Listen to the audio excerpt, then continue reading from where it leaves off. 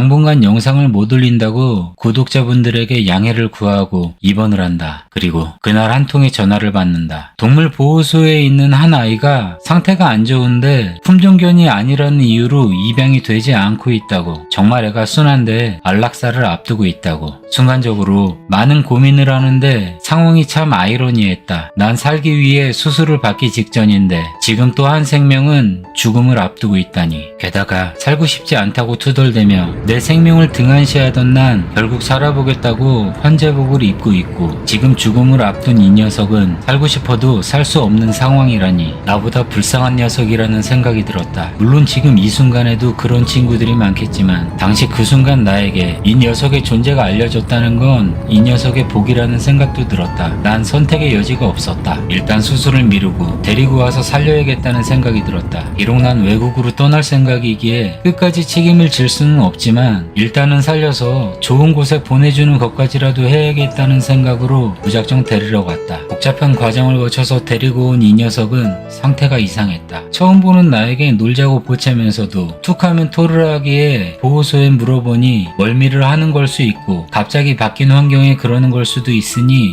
지켜보자고 한다. 그런데 여전히 토를 하고 혈변을 보는 이 녀석을 난 그냥 지켜볼 수 없었다. 나도 아파 죽겠는데 작은 이 녀석은 얼마나 아플까 싶어 급히 병원으로 데리고 간다. 검사 결과 사망할 확률이 95%에 달한다는 파보바이러스에 감염이 된 지 시간이 꽤 지난 상태였다. 병원에선 현재 상태를 볼 때 살 확률이 극히 적은데 치료를 위해선 많은 비용이 발생할 테니 차라리 보호소로 돌려보내는 걸 추천한다. 내가 비록 돈을 악착같이 아끼기 위해 유통기한 임박한 할인 상품만 사서 먹는 사람이라고 하더라도 그 상황에서 돈이 문제가 될 수는 없었다. 그렇게 이 녀석은 입원을 했고 난 수술을 받았다. 수술 후 입원을 한 와중에도 또 버림받았다는 오해를 하면 이 녀석이 삶에 대한 의욕을 잃을 수 있다는 생각에 병문안을 갔다. 치료받는 거야. 왜 자? 졸리지? 왜 자? 또 봐. 꼭 데리러 올게. 걱정하지 마.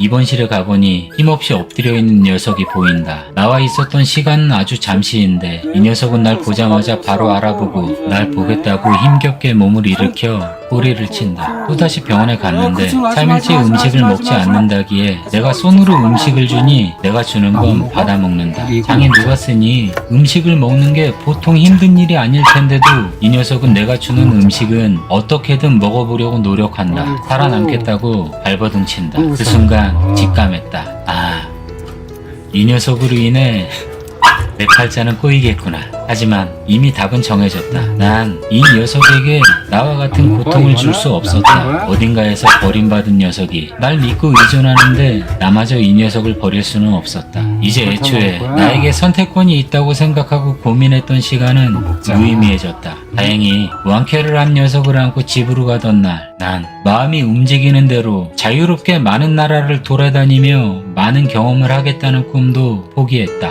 강아지를 데리고 외국으로 한 번 움직이는데 얼마나 복잡한 절차와 많은 돈이 들어가는지는 이미 공부를 했기에 무리하면서 단기로 움직이느니 그냥 적당한 곳에 정착하기로 한다. 그리고 강아지와 함께 안정적인 생활을 하기 위해선 더 좋은 공간이 필요하기에 돈을 더 벌어서 가기로 결심했다. 인생은 참 마음대로 살기가 어려운 것 같다. 시간이 부족하고 돈이 부족하고 내 편이라 생각했던 사람이 어느 순간 적이 되어버리고. 그런데 이런 생각도 든다. 살 날이 얼마 남지 않았다는 판정을 10대에 처음 받고 지금까지 벌써 3번이나 병원에서 판정받았는데 난 아직도 이렇게 버티고 있다. 독한 놈이다. 그리고 다른 누군가를 책임지고 싶지 않아 혼자 움직이는 놈이 이렇게 엉뚱하게 강아지 아빠가 되는 날이 올 거라고 누가 예상했겠는가. 어찌 보면 우리가 내일을 알 수 없고 미래를 알 수 없으니 오히려 사는 게 재미있을 수도 있다는 생각도 든다. 사실 난 내 속에 있는 얘기하는 걸 좋아하지 않는다. 아무리 믿고 사랑하는 연인이어도 아무리 사이가 좋은 친구여도